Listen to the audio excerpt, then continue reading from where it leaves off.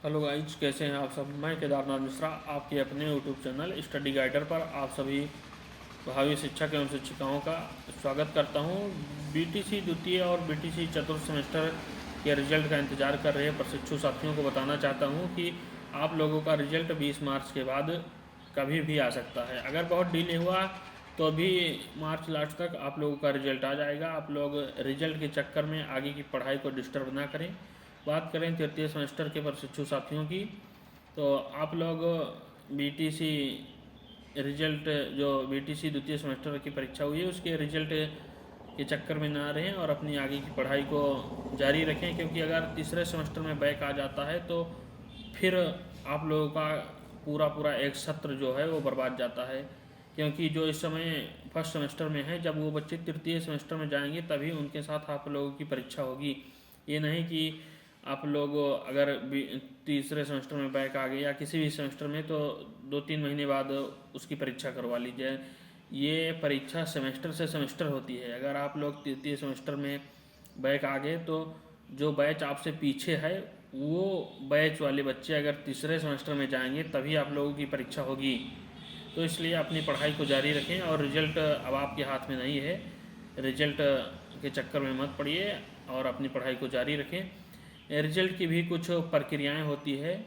आंतरिक मूल्यांकन के लिए पीएनपी द्वारा ये नोटिस जारी की गई थी कि सभी डाइट वाले अपने महाविद्यालय से 16 फरवरी तक आंतरिक मूल्यांकन करवा लें और आंतरिक मूल्यांकन पीएनपी तक भेज दी जाए। लेकिन ये प्रक्रिया पूरी होने में कुछ डिले हो गया। वो आंतरिक मूल्यांकन की प्रक्रिया डाइट द्वारा 18-20 फरवरी तक चली, तो उसमें डिले हो गया। इस लोग आप लोगों के रिजल्ट आने में भी समय लग रहा है। और बात करें चौथे सेमेस्टर के प्रशिक्षु साथियों की, तो वो लोग रिजल्ट के चक्कर में ना रहें और अपनी आगे की पढ़ाई को जारी रखें। अब वो शिक्षक भर्ती की, वैसे मैं यूपी की बात तो नहीं कर सकता क्योंकि यूपी में पिछले 5 सालों से भर्ती प्रक्रिया नहीं चली है। पिछले 5 सालों से भर्ती नहीं आई है। जून 2018 में 69,000 शिक्षक भर्ती के नोटिफिकेशन आने के बाद आज तक यूपी में पूरे 5 साल हो गए, 5 साल से ज़्यादा ही हुए हैं, अभी तक शिक्षक भर्ती नहीं आई है। जब भी प्रशिक्षु साथियों द्वारा शिक्षक भर्ती की मांग की जाती है तो ये बताया जाता है कि अभी यूपी में शिक्षक और छात्र अनुपात बराबर हैं। शिक्षक और छात्र अनुपात बराबर हैं, इसलिए भर्ती नहीं दी जा रही है। तो आप लोग यूपी में शिक्षक भर्ती का इंतज़ार ना करें।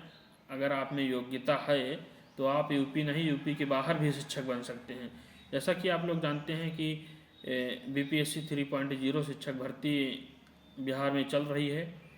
अभी 15-16 मार्च को बीपीएससी 3.0 शिक्षक भर्ती की परीक्षा तिथि निर्धारित है और उसके टीजीटी पीजीटी की भी परीक्षा करवाई जा रही है। अभी इसके बाद 15-16 मार्च के बाद उसकी भी परीक्षा तिथि निर्धारित की गई है।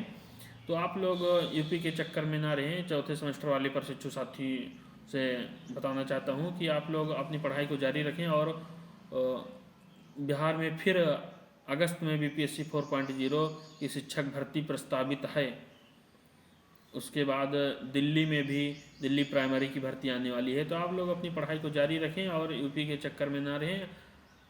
अगर आप लोगों को यूपी में भर्ती आने से पहले कहीं भर्ती देखने का अवसर मिलता है तो आप लोग उसका लाभ अवश्य उठाएँ।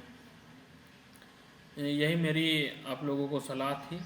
और जो प्रशिक्षु साथी, चाहे वो तीसरे सेमेस्टर वाले हैं चाहे चौथे सेमेस्टर वाले, जिन्होंने अभी तक सीटेट नहीं क्वालिफाई किया है, वो इस समय सीटेट का फार्म भरा जा रहा है। तो आप लोग सीटेट का फार्म भर दें। सीटेट की परीक्षा तिथि 7 जुलाई 2024 दिन रविवार को प्रस्तावित है और इसका परीक्षा फार्म जो भरा जा रहा है वो 7 मार्च से 2 अप्रैल तक भरा जाएगा। आप लोग परीक्षा फार्म भर दें और सीटेट की तैयारी अच्छे से करें। उसके बाद फिर शिक्षक भर्ती की तैयारी तभी हो पाएगी जब तक आप लोग के पास टेट या सीटेट नहीं है। उसके पहले आप लोग शिक्षक भर्ती नहीं देख सकते। तो आप लोग जिन्होंने अभी तक सीटेट नहीं क्वालिफाई किया है वो पहले सीटेट क्वालिफाई कर लें, फिर आप लोग शिक्षक भर्ती देने के योग्य हो जाएंगे। यही मेरी आप लोगों को कुछ जानकारी देनी थी, यही आप लोगों को कुछ जानकारी देनी थी। बाकी आप लोग शिक्षक बनने जा रहे हैं तो आप लोगों में इतनी जानकारी होनी चाहिए कि इसकी प्रक्रियाएं क्या हैं, क्या कैसे होती हैं, यही आप लोगों को बताना था। अब मैं आप लोगों का ज़्यादा समय ना लेते हुए ठीक, धन्यवाद।